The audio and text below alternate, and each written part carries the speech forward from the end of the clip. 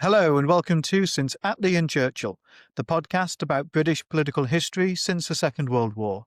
I'm Lee Evans, historian of the Conservative Party. And I'm Richard Johnson, a historian of the Labour Party, and Lee's husband. In each episode, we will be chewing over delightful historical morsels of British political history. Before we kick off this week, a couple of parish announcements.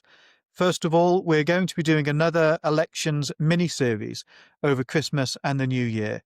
And we've decided that whereas last time we looked at those post-war elections from 45 through to 1955, this time we're going to be looking at the Heath versus Wilson elections. So that will be starting with 1966 and then 1970, and then the two elections of 1974, that famously chaotic year in post-war British politics. That will be out in a few weeks' time over Christmas and the New Year. The other parish announcement is just a reminder that if you enjoy listening to the Since Attlee and Churchill podcast, we'd be really grateful if you could leave us a review wherever it is you get your podcasts from. Richard, why don't you kick us off on this week's podcast?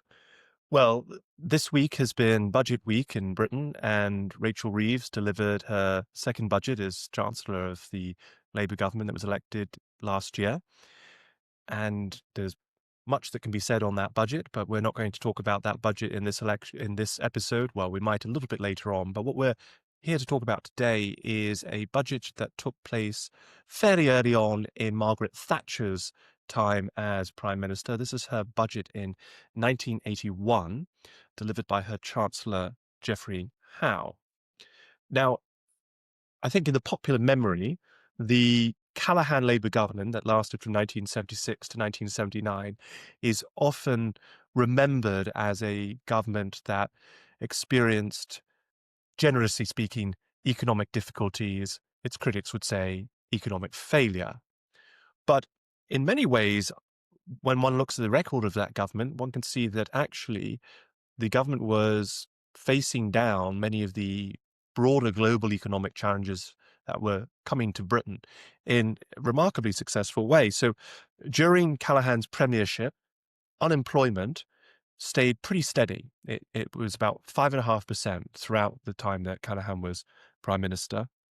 And inflation, which had been very, very high, 24% in 1975 when Harold Wilson was still Prime Minister, was brought down to about 8 or 9% by 1978. Now, it started to go up again in 1979, but still it was much lower than it had been compared to the earlier years in the Labour government. So I would say that when we look at that Callaghan Labour government, we look at a government that actually delivered pretty good economic outcomes in spite of a lot of wider problems. Of course, there was the IMF bailout, there was the winter of discontent, but actually when you look at the data, the situation was not quite as grave as sometimes is made out. In contrast, Margaret Thatcher is often seen as the economic saviour of Britain, but actually the first few years of the Thatcher government had a terrible economic record. So unemployment, as I said, under Labour had been 5.5%. When Thatcher comes in 1980, after her first year as Prime Minister, it's 6.8%. In 1981, it goes to 9.5%. In 1982, it goes to 10.7%. In 1983, it goes to 11.5%. And then it hovers in the double digits for the next several years. The story on inflation is not that much better. As I said, the Callaghan government managed to get inflation to about 8 to 9%. When Thatcher comes into government, it skyrockets. And in 1980, inflation is at 18%. So this is all to say that the background to this 1981 budget is a country in crisis. So, Lee, that's my, I would say, more Labour rendering of the story there.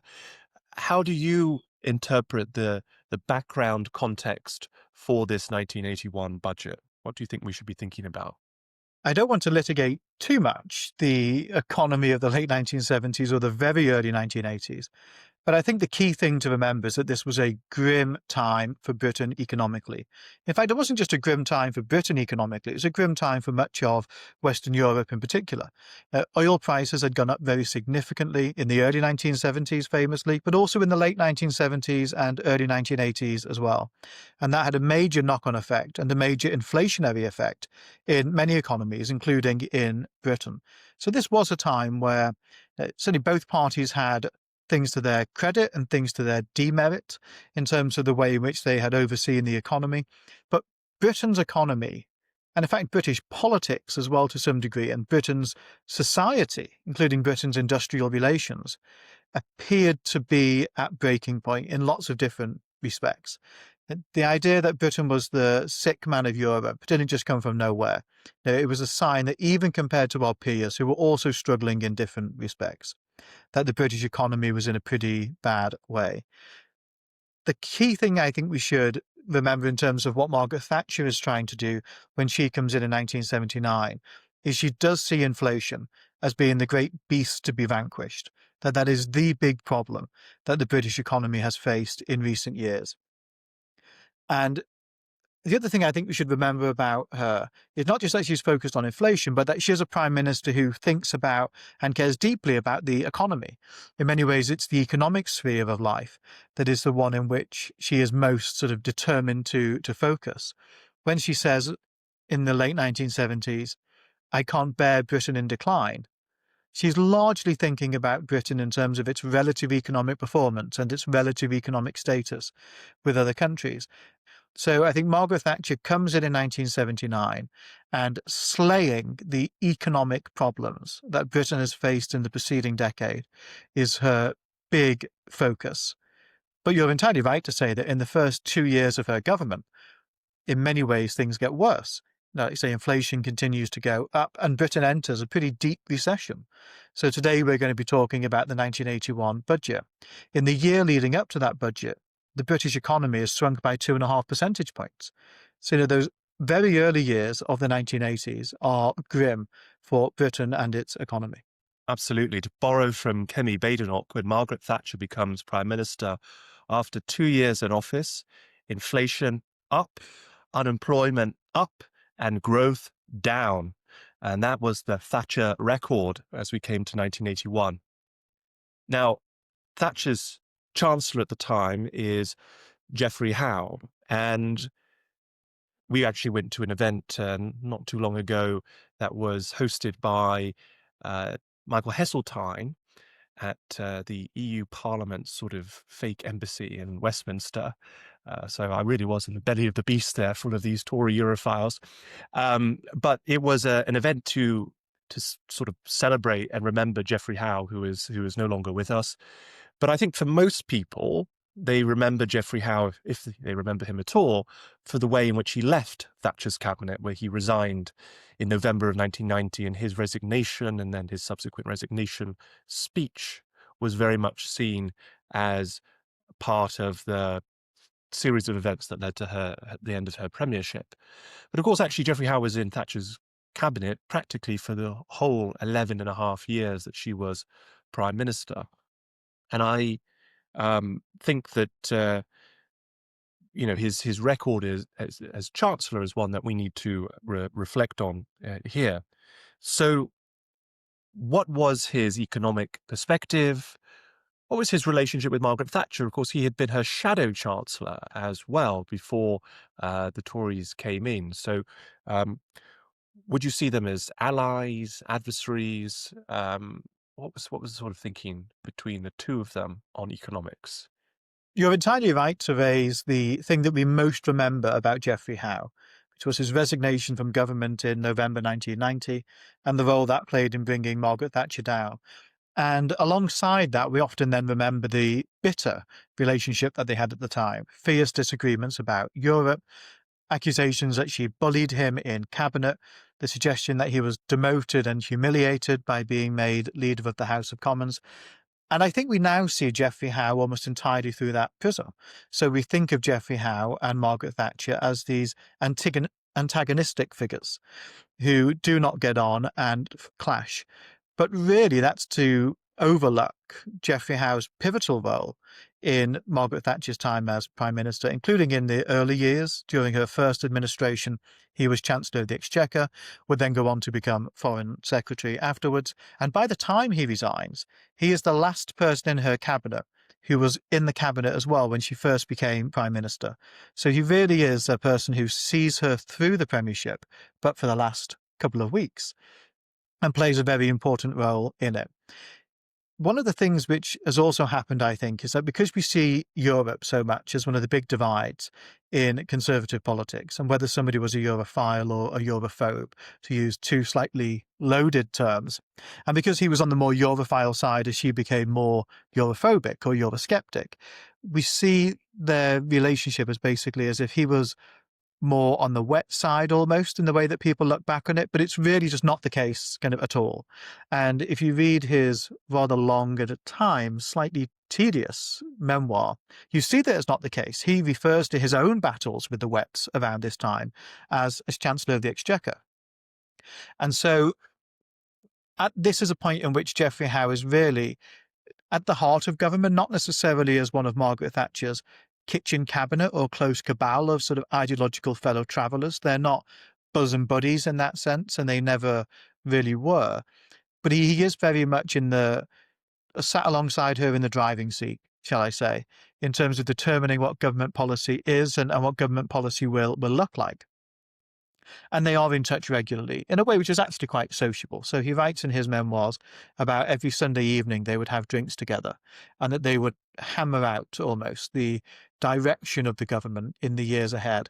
And in early 1981, the topic that was top of the agenda throughout those discussions was what would be in the March 1981 budget.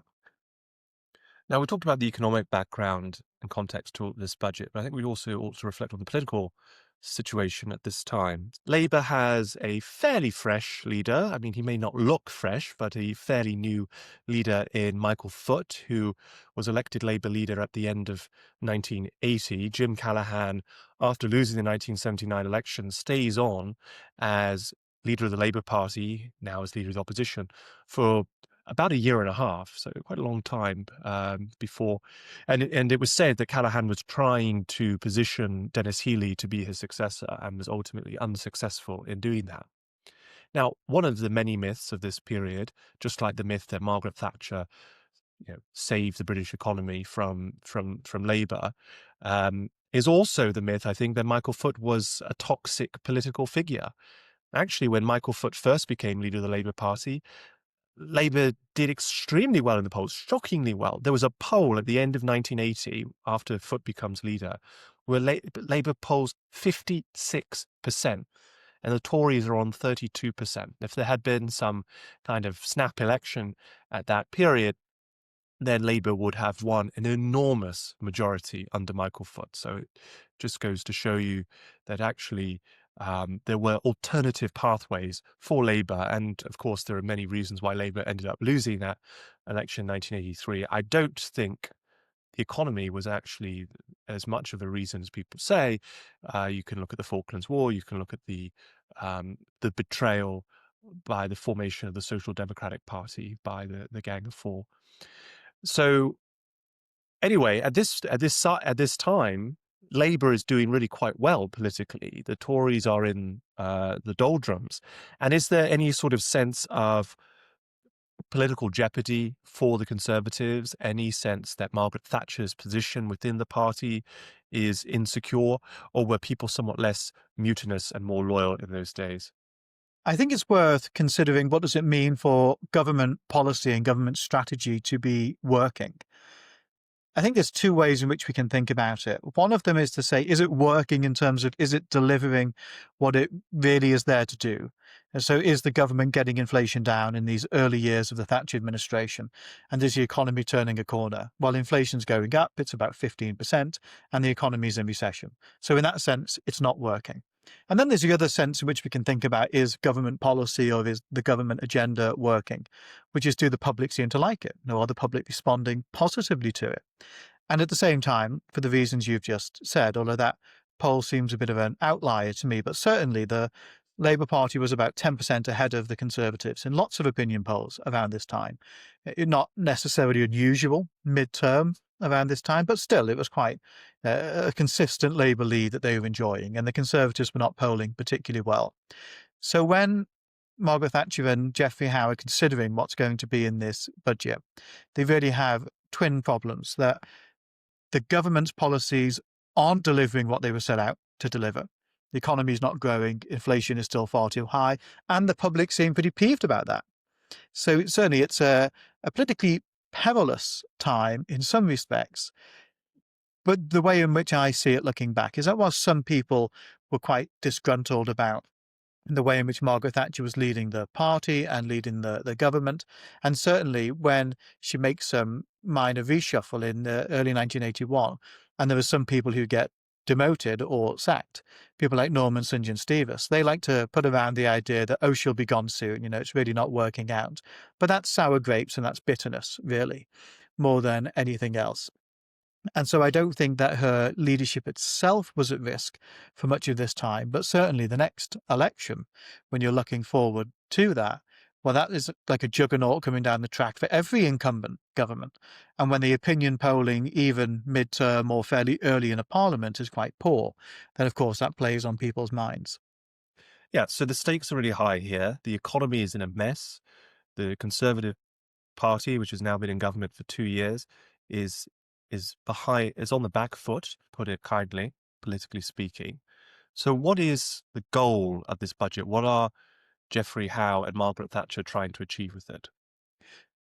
I think we need to unpack a little bit the sense of how a government tackles inflation, because I think at the time it's really different to how we think about it now. We've got quite used to thinking about inflation just in terms of its relationship with interest rates. So now when we think about inflation in the economy and when inflation gets high, we expect the Bank of England to put interest rates up, and then that will have an effect in the monetary system such that inflation can come down. Similarly, if inflation is really quite low or around the target we have at the moment of 2% per year, then there's the expectation that the Bank of England could lower interest rates to a reasonable level, such that that supports the economy in other ways without running the risk of being too inflationary. So we really now, when we think about inflation, I think, just imagine that there's one policy lever to try and control it. Well, in the early 1980s, they're thinking about this in a much more, some might say chaotic and ill-disciplined, but some might also say in a more sophisticated way. So when they're having discussions about what does it mean to bring down inflation and what will do that, in part they're talking about the money supply. This is the monetarism that comes to define in some ways some of these even earlier Thatcher and Howe budgets and some of the early policies of the Thatcher years. And that's about restricting the amount of money that's being produced and pumped into the economy to try and reduce inflation. In some senses, they're thinking about the global pressures that can be inflationary as well. So in the years leading up to the 1981 budget, the oil price globally had tripled. And of course, that has a very big impact on the cost of fuel, the cost of haulage, the cost of getting things around the country, the cost of heating a home, etc. So that has big inflationary effects as well. And the other thing that they're thinking about in terms of government credibility, in terms of its relationship with interest rates, and also in terms of inflation, is government spending. And what is the deficit, or as they used to call it at the time, the public sector borrowing requirement. They loved using PSBR. They loved using that initialism to refer to what we would now just call the deficit. And what is basically the government's borrowing requirement and what is its relationship to inflation as well, and also to the cost of borrowing for the government and in the wider economy. So all of these things are on the table, basically, is a way to think about it. I don't want us to dwell too much on the economics of it, but certainly it's about looking at these different challenges, looking at these different levers within the economy and thinking about, well, which ones of these do we pull in order to try and bring inflation down and set the economy on a more even keel to return to growth from the recession that's ongoing.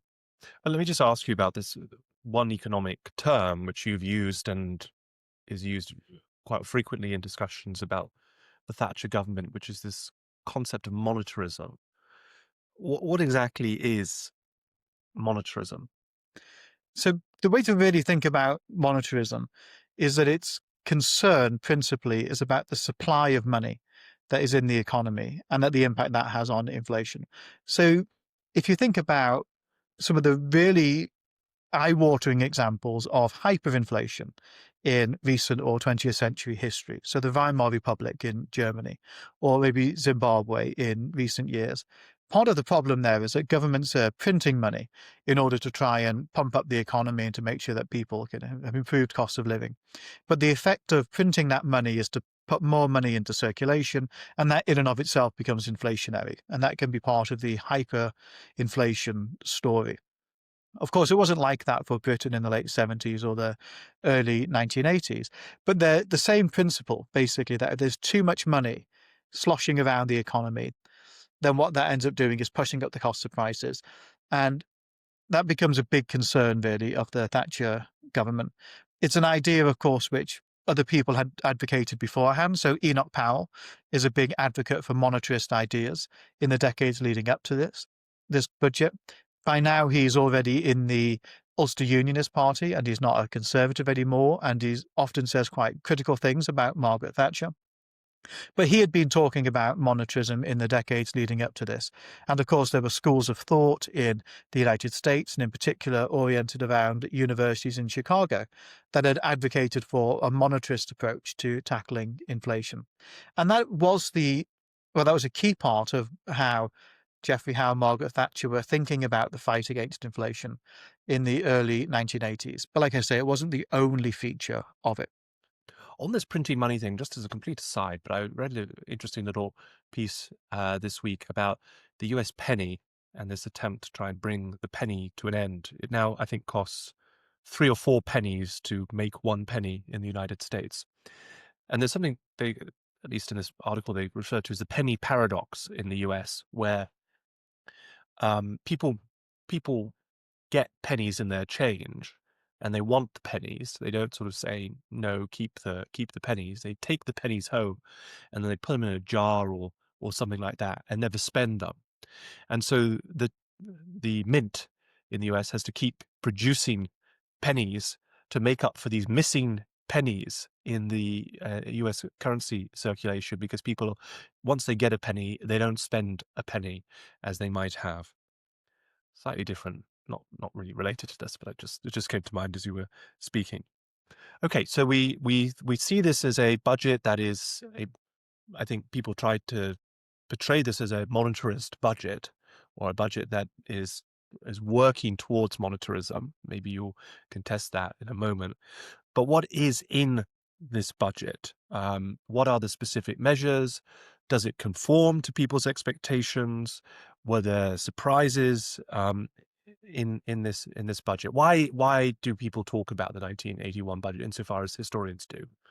Yeah, so my view on it is that the relationship with this budget in 1981 to the monetarist debate is a bit of a red herring, really. It's not really the main focus of what the government is trying to do. There are things that are more relevant for the monetarist agenda in earlier budgets that Geoffrey Howe did. Really, what I think we should look at this budget as doing is something really much more familiar to us in the present context and in recent years, which is trying to get the deficit down to reduce this public sector borrowing requirement. And that really becomes the big focus of what Geoffrey Howe in particular is trying to do. So he comes to the view that government borrowing for the year should not be more than £10.5 billion. Originally he wants 10, but he settles on 10.5. And in order to do that, the government has to do 2 things. One, it needs to basically reduce the growth in public spending, and it needs to raise more taxes. And the key thing about this budget is that it is a tax-rising budget. And that puts us into an actually totally different debate, not so much the debate about the money supply, although it's rather connected in some respects, but much more a debate about Keynesianism, the ideas of John Maynard Keynes and how governments can respond to the economic cycle. So to give a really potted summary and not a very sophisticated summary of Keynesian thinking, ordinarily, if the economic cycle or the situation in the economy is in a recession, knowing that the economy is shrinking, then the government, to help support people and to support the economy and keep businesses going, etc., can basically increase government spending, prop up the economy until the business cycle returns, to a healthier position. And then the government could reduce that stimulus that it puts into the economy and then begin to maybe run a surplus or sort of have a healthier financial situation until the next recession or the next depression comes around, and then you can do the same again. So the idea is that the government is investing in the economy in a counter-cyclical way to where economic growth is happening. But what's happening in 1981, when there's been this grim recession in the United Kingdom, is that the government is not pumping money into people's pockets. It's raising taxes. And really, that is the key debate that we should think about for this budget. And what were the specific provisions in that budget? So taxes go up by about £4.5 billion. They're 1981 prices. Of course, given the eye-watering tax rises that Rachel Reeves has given us in the last couple of years, it doesn't sound like it's all that much, but it's quite a significant tax rise. There was about £600 million of handouts to businesses and sort of stimulus. So there was some stimulus in there, but in net terms, it was about £4 billion of tax rises. That included a 20% tax on North Sea oil revenues. Of course, this is a period that in some respects will be very significantly shaped by the discovery of oil in the North Sea, both with the big impacts for the United Kingdom and, of course, for Norway as well. There was a windfall tax on banks. Again, something we've heard a great deal about in recent years, and that's often seen as being something that you can go after. A bit of context to that, this is before the big bang, the big explosion in the financial services sector that begins to happen later in the 1980s. So it's not as big a deal as it would be in the decades to follow, but still there is a windfall tax on banks. Something which also feels very familiar to us today is there is a freezing of the personal allowance threshold for income tax. We saw that extended in the budget very recently. It's something that the Rishi Sunak government did as well in order to bring in more revenue. But it basically says that the amount that you earn before you start paying income tax is not going to go up with inflation. Now, this is particularly problematic in 1981 because inflation's at 15%. So if the threshold for the personal allowance is frozen, but somebody's salary goes up by 15%, then there is a big chunk of their salary on which they're about to start paying income tax, which they wouldn't have done before. That's also a regressive measure as well, in the sense that it would really harm people who are earning relatively low amounts and paying more income tax on it compared to what they were beforehand. The other thing which really stands out from this budget in terms of the measures and the tax rises in particular is that a lot of duties go up. So these are the taxes which people often get most excited about when a budget comes around. They're not necessarily the biggest revenue raisers, but they can be the things that you most immediately feel or see the change of. So 20 pence per gallon of petrol, that is the increase in duty on filling up your car at the pumps. A packet of cigarettes, 20 cigarettes, goes up by 13 pence in duty. Beer duty is up by 4 pence. Again, these are all 1981 prices. So what you basically get with this budget is quite a widespread raising of taxation on people's personal incomes with the freezing of the thresholds, on the things that people go out to buy with all these increases in duties, on the operation of banks and the financial services sector with the windfall tax, and also on what is going to be one of the big growing sectors for Britain in the rest of the decade, the oil and gas industry in the North Sea. Yeah, so I mean, if we had ended Margaret Thatcher's political career there and then, let's say there was some kind of internal rebellion against her to remove her, you freeze frame there and look at what her political legacy would have been. She would not have been seen as someone who saved the economy, because the economy had gotten worse in her first 2 years in government, both in terms of inflation and in terms of unemployment. She would not have been seen as a politically popular prime minister. The Conservatives were very far behind Labour, double-digit trailing in the polls. And she was a tax raiser, not a tax cutter. And not only just, you know, using the threshold of the personal allowance, which of course Rachel Reeves did do, and I did say we might mention the Labour budget, but that's exactly one of the ways in which the current Labour government has tried to generate revenue, is by freezing the tax thresholds and using inflation in wages as a way of trying to recover more tax income. But she also put on taxes on the banks. She was a bank taxer at this stage. So it goes to show you that actually the I suppose politicians can have, particularly if you are someone who, like Margaret Thatcher, was prime minister for 11 and a half years, you can, if you're lucky enough to serve long enough, there are opportunities for reinvention, shall we say, and perhaps if um, I don't think Keir Starmer or Rachel Reeves listen to this podcast, but if any of their fans or friends do, there may be some succor in that, in knowing that if you can stick out some of these rougher patches and you're sufficiently skilled, which is another question for Rachel Reeves and Keir Starmer, you may have another opportunity to reinvent yourself. A few points on that. One of them is that Margaret Thatcher is a politician and a prime minister who responds to the context that she is in. She does have ideas, she does have a philosophy, and part of that is about lowering taxes. But because of all of that debate around inflation and the public sector borrowing requirement and the impact that it would have on interest rates and so on, she is responding to the situation in which she finds herself. Now, she's not happy to be raising taxes. Geoffrey Howe and her, when they're having discussions around this period, he recounts years later about just how frustrated she was about the idea of being a tax-raising prime minister. It's not the sort of thing she went into politics to do. But I think he said in his rather dry way, when reflecting on it in 1991, that she was not amused. But it was really what the moment demanded, given all of the prior assumptions about the way in which the economy should be managed that the government had already made. And it's really, well, don't want to drag us too much into relatively recent events, but it's really why an administration like that, which was led by Liz Truss in 2022, in which they don't think about responding to the political and the economic context, but instead think much more just about what is the ideological vision and how do we ram it through at 100 knots without really pausing to think about, is this deliverable and is this credible at this moment in time? It should never be conflated with Margaret Thatcher and Margaret Thatcher's approach to statecraft.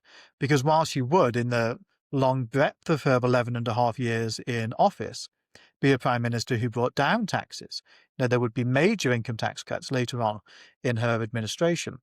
Really, that was a case of when can we do it and what is the right time to do it, and when can we get away with doing it politically, and what are the broader requirements of the economy that she was responding to. Now, I want to look at the different areas of reaction to this budget, looking at public's reaction, looking at the reaction within the Conservative Party and within the cabinet. But let me first ask you, what was the reaction of the royal family to this budget? Because I think you have a little anecdote there. Well, that's a giveaway that we do just a little bit prepare what we're going to say on this podcast. Yeah, so Geoffrey Howe was due just after the budget to have dinner at number 11 Downing Street with Princess Margaret.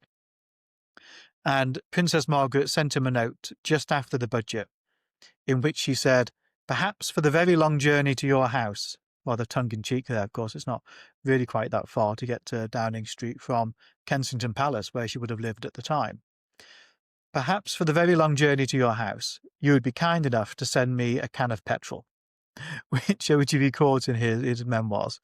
But yes, so she was having dinner with him shortly afterwards, which is it's quite a remarkable pairing, really, to imagine sitting side by side. What on earth was Princess Margaret doing having dinner with Geoffrey Howe? I mean, Princess Margaret famously, was very demanding of her dinner guests and didn't suffer boring dinner guests and was very happy to drop people she felt were boring. And Geoffrey Howe, God rest his soul, was seen as a pretty stodgy, staid, boring politician. Do you know anything more about that connection there? I don't, to be honest. But I mean, I think it's fair to say about Geoffrey Howe, not as bland as he may first appear. Oh, really? Appearances may be deceiving in that case.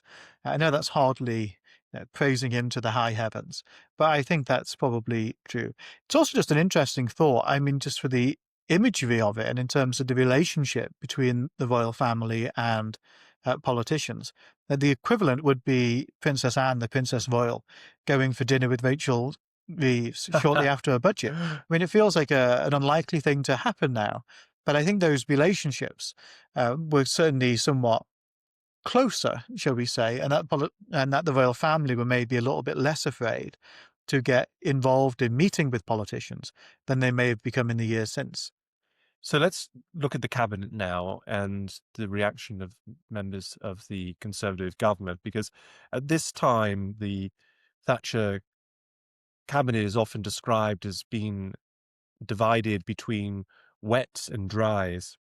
What would you say these terms mean? I mean, certainly sort of impressionistically, people tend to see the wets as maybe the sort of one nation Tory, bigger state, softer, cuddlier version, and the dries are the hard-nosed, slash the state Thatcherites. But I wonder if that's actually quite right. As a broad brushstroke impression, I don't think it's too wide of the mark. But we do have to consider the ways in which these terms don't always mean what people assume, and what the logical consequences of adopting one broadly one nation position isn't necessarily what people would think. So you're right, there are several people who are labelled wets in the cabinet at this time, and they are really unhappy with this budget. So the three big wet names from this period are Peter Walker, Jim Pryor, and Ian Gilmore. And they are all livid about this budget. Now, it's important to think, what does it mean, really, to be a wet who is really annoyed about this tax rising budget? It means that the wets, the one nation tradition, basically do not like the tax rises that are here. And that the dries, the people who people like to remember as being slashing the state and smaller state, lower taxes, etc., they're the ones who are bringing in the tax rises. So it's a really kind of counterintuitive way in which to think about it. And it's one of the ways in which these terms can rather be misused and abused when we think about this period in history. But the reason for that, of course, is that the Wets are more committed to a more Keynesian idea of economic management. So they see the recession that's been going on. They see the unemployment that's been a consequence of that recession. They're really steeped still in this conservative tradition that gets very affected and upset about unemployment and wants to see unemployment addressed however it best can be. And they think one of the ways to do that is, in fact, to increase sort of government spending to support people's livelihoods and to prop up the economy until the economic cycle improves. And what the Dries are doing really is launching a full rearguard attack against that way of thinking. What happens is that the three key wets, Walker, Gilmore, and Pryor, all get together after the budget, and they do discuss whether or not to resign from the cabinet. They're so annoyed about it that they consider a mass walkout. Instead, they limit themselves really to minor protests that they make to the Prime Minister and that they make to Howe.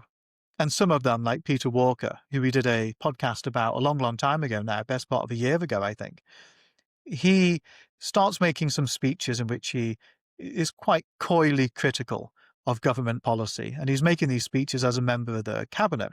He's really skirting quite close to the boundaries of collective cabinet responsibility. But they keep their powder dry for another day which never really comes.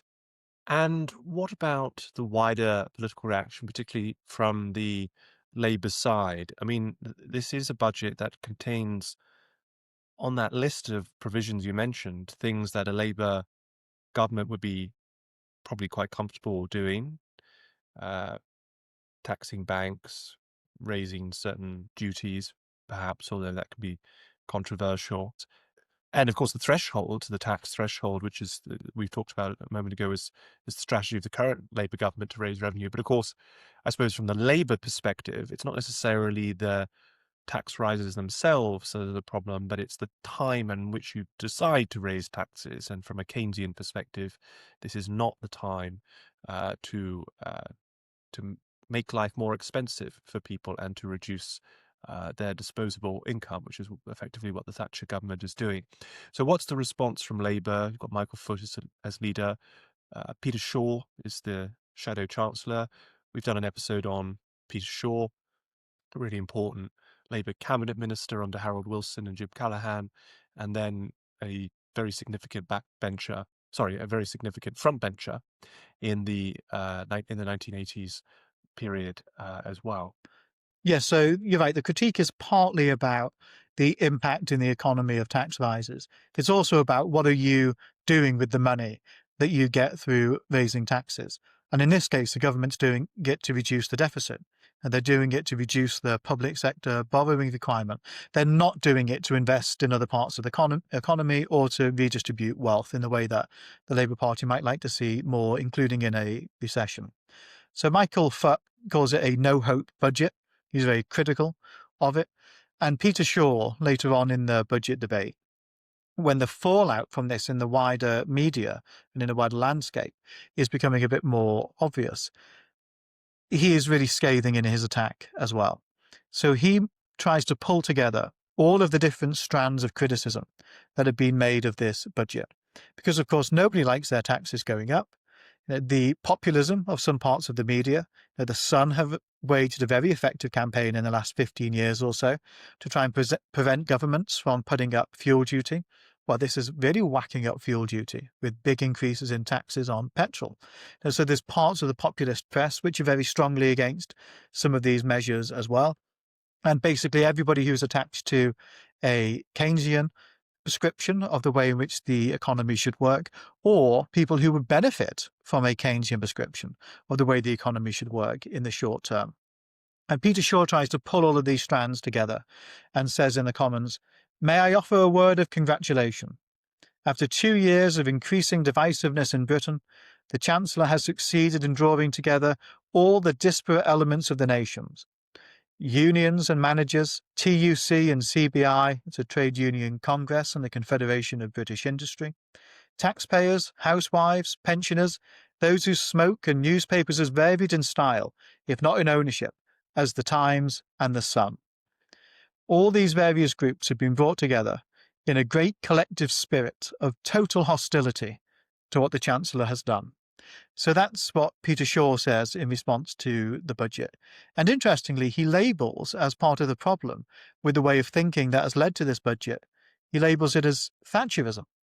So already we're only 2 years into the Thatcher administration, and already she has become an ism, or even if just in the eyes of her critics. But of course, it's something which both critics and admirers alike would later adopt to describe her approach to policymaking. Some conservatives, especially backbench conservatives, are also very annoyed about what's in the budget. So there's a man called Sir Peter Tapsell, who many years later would become Father of the House. And right up until about 2015 was a very iconic figure whenever he would stutter up to speak in the House of Commons. But he criticises the budget in brutal terms. He says it is economically illiterate and fundamentally wrong in concept and frequently maladroit in detail. But the criticism that is most famous and has really lingered in public imagination, really, about this budget is the criticism that arrives several weeks later from 364 economists scattered across UK universities. Maybe the most famous of which for our listeners would be a man called Mervyn King, who goes on to be governor of the Bank of England many years later.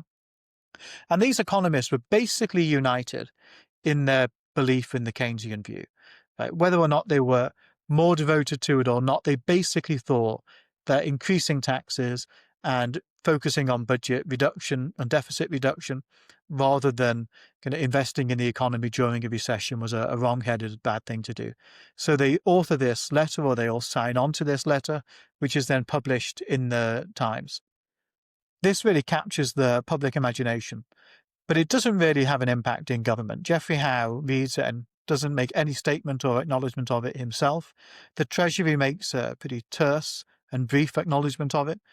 And in fact, Geoffrey Howe later looks back on it and says, "An economist is someone who knows 364 ways to make love, but doesn't know any women." It's a joke he was really proud of. It's not a joke I particularly get, if I'm really honest. I can sort of see what it is that he's getting at. But basically, the reason why he says that is that they've all got the criticism, but they've not got the alternative prescription of what should have been in the budget. So he sees his critics at this time as being people whose only alternative to these tax rises, whose only alternative to his budget is basically to run a bigger deficit and to risk all of the consequences of that. He doesn't see them as having a viable alternative economic agenda. Well, I think Princess Margaret would have had to be pretty sloshed to have laughed at Geoffrey Howe's joke there. I mean, it really doesn't land very well. Maybe you had to be there. Now, just thinking about Michael Foot for a moment, Michael Foot was one of the great orators of the 20th century in the British Parliament. And one of my favourite speeches of Michael Foot is a critique that he makes of the monetarists in the Thatcher cabinet. Unfortunately, it's not the response he makes to this budget. It's in a speech that he makes a few months earlier at the end of 1980. But it's so good, I feel that I have to recite it for our listeners. So he is talking about Keith Joseph, who is Margaret Thatcher's Secretary of State for Industry, and Joseph is one of the monetarists, one of the leading advocates for monetarism. He is sometimes called Thatcher's mad monk. He was a sort of intellectual guru behind that. And so Foot talks about, he says the Secretary of State for Industry has had a tremendous effect on the government and our politics generally. And as I see the right honourable gentleman walking around the country, looking puzzled and forlorn and wondering what has happened, right? He's talking about the terrible state of the economy in spite of monetarism. I try to remember what he reminds me of, and then the other day I had it. In my youth, yes, quite a time ago, when I lived in Plymouth, every Saturday night I used to go to the Palace Theatre. And my favourite act was a magician conjurer who used to have, sitting at the back of the audience, a man dressed as a prominent alderman. The magician conjurer used to say that he wanted a beautiful watch from a member of the audience, and he would go up to the alderman and take from him a marvellous gold watch. He'd bring it to the stage and fold it in a beautiful red handkerchief, place it on the table in front of us, take out his mallet, and hit the watch and smash it to smithereens. Then, on his countenance, would come exactly the same puzzled look that the Secretary of State for Industry has right now. And he would step to the front of the stage and say, "I'm very sorry, ladies and gentlemen. I have forgotten the rest of the trick." Well, it's a good joke, but I mean, it really doesn't work in the case of the 1981 budget, because the rest of the trick in that case was that the quarter in which the budget is delivered basically is the turning point for Britain's economy. So the recession ends around about the time of this budget. And certainly the effect of this budget is not to continue the recession. And Britain begins a major period of economic growth, which does play a very important role in the re-election of the Thatcher government in 1983. But growth over the next 8 years would average 3.2% per year. I mean, they're the sort of figures that Rachel Reeves now in the Treasury now, or in fact, anybody since realistically 2008 and the financial crisis, would have given their left arm to get the sort of growth figures that would be achieved over the rest of the decade. So you see this both as an economic turning point for the Thatcher government. Can you also see it's a political turning point for Margaret Thatcher as well? I think it is in several respects. So I think it's important in terms of her asserting her authority at a moment of peril over the cabinet. So had the Wets all walked out and resigned, that would have been a really serious moment sort of for her.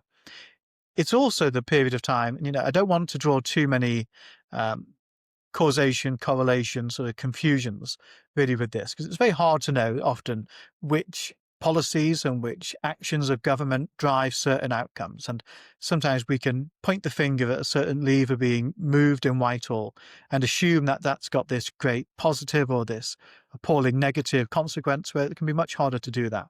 But certainly this is the turning point really in which he can begin to say, and Geoffrey Howe can say as well, that actually everyone stood against us. The 364 economists, they all said this was mad.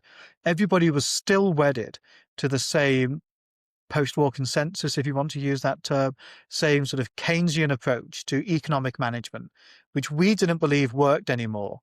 And in the aftermath of the 1981 budget, we proved it.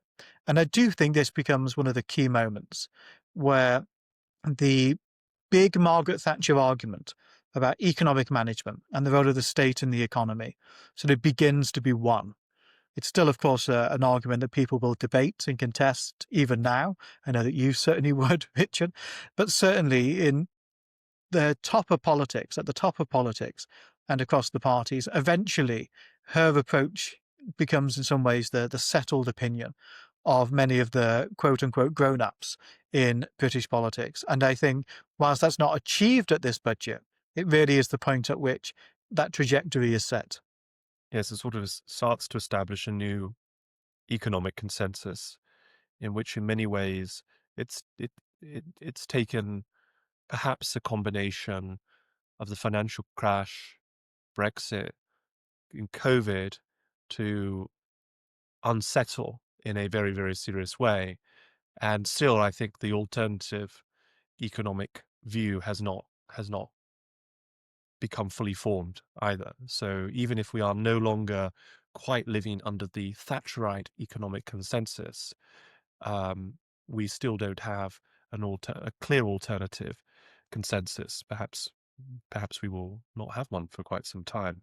Yeah, and the relationship to this budget or to individual measures in the Thatcher years is quite complex. So quite often people look back on it and see it as the justification of monetarism. And actually, monetarism in large part becomes abandoned as an approach to reducing inflation.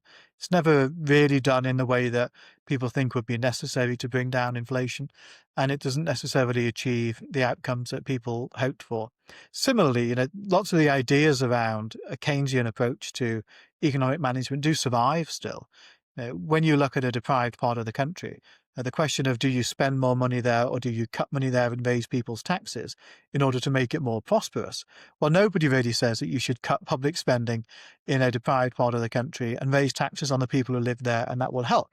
But that does not become realistically the Thatcher prescription, or the right-wing prescription in the legacy of the Thatcher governments. So we shouldn't draw too broad conclusions from this. And in some ways, I think the consequences and the status, shall we say, of the 1981 budget as being this linchpin of the entire Thatcher years is somewhat overdone. It's not necessarily the dramatic turning of the rudder in terms of direction of travel that sometimes it is seen to be.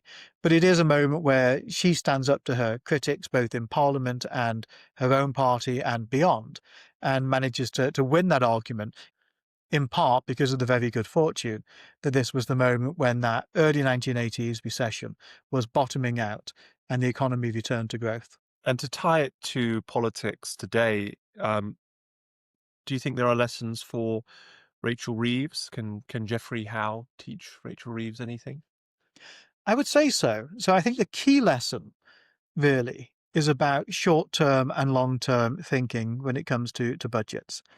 So really what Geoffrey Howe was thinking about, and what the government was thinking about, is how do you try and remake the British economy so it isn't hooked on this Keynesian thinking of, we must spend at the moment and we must try and prevent unemployment from going too high. And if that has inflationary effects, well, so be it.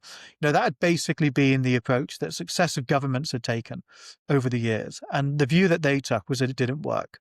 Well, even if it worked in the short term or even the longer term in terms of keeping unemployment down, then it had intolerable effects in terms of inflation in the economy and the wider health of the UK PLC, as you sometimes refer to it.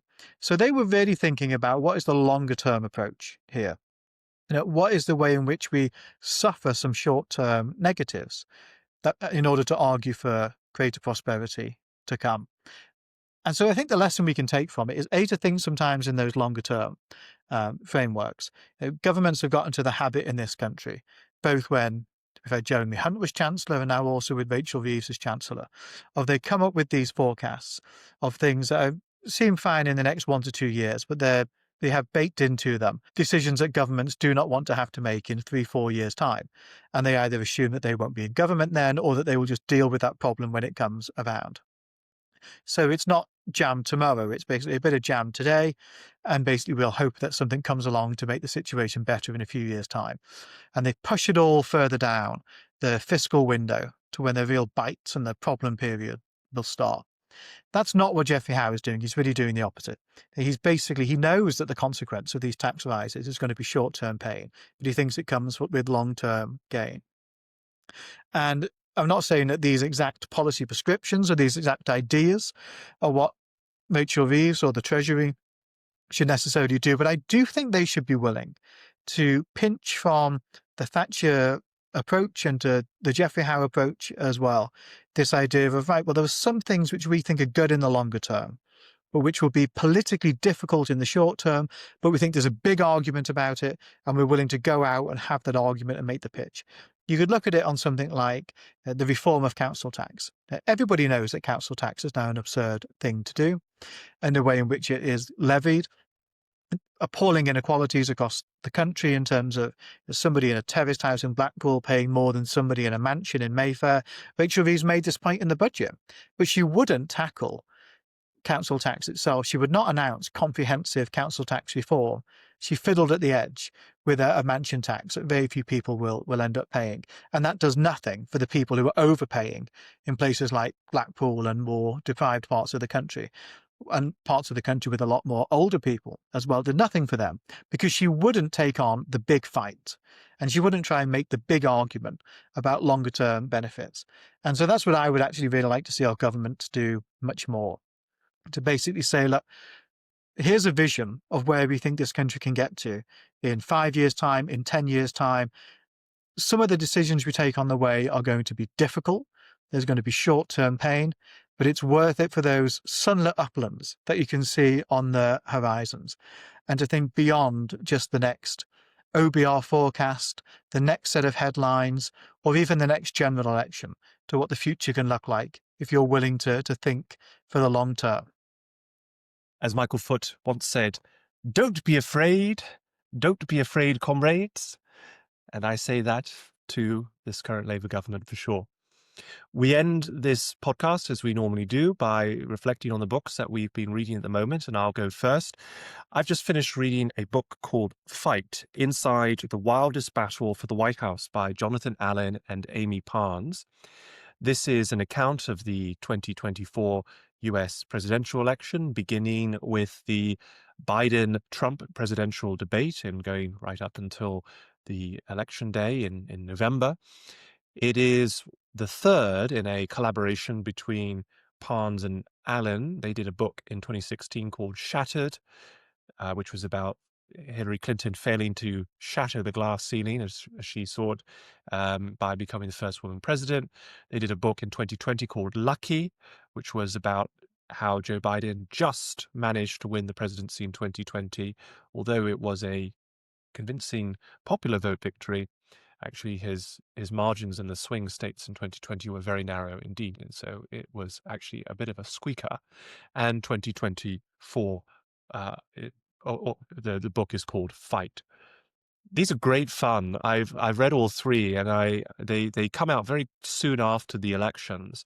They are based on dozens of interviews with seemingly quite senior members of the political teams of both the Democrats and the Republicans, who agree to speak about what was going on behind the scenes and what was, I think, one of the things these books focus on in particular is what is the thought process that's going on, and what are the debates that the candidates and their senior team are having in kind of real time as you walk through the chronicle of this election.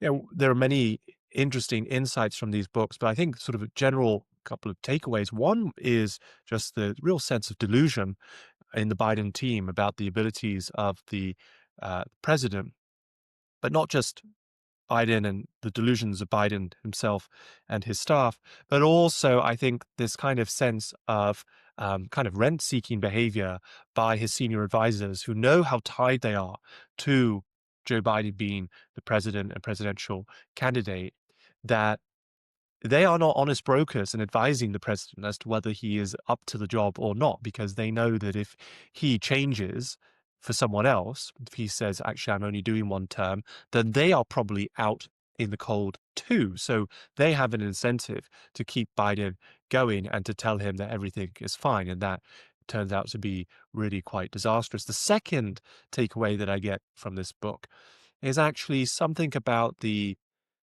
I don't like to say this because I do quite like her, but the weakness of Kamala Harris, maybe an inevitable weakness given the circumstances that she enters into. But once that she secures the nomination, and it becomes very clear very early on that she manages to do that, and she has some help along the way with some senior Democrats behind the scenes, making sure that Joe Biden commits to supporting her to succeed him. She doesn't really impose her will on the campaign. And actually, one of the surprising things is the number of Biden people, including his campaign manager, Jen O'Malley Dillon, Jod, as she's known, who stay on. And you actually have the sort of the holdovers of the Biden campaign live on into the Harris campaign.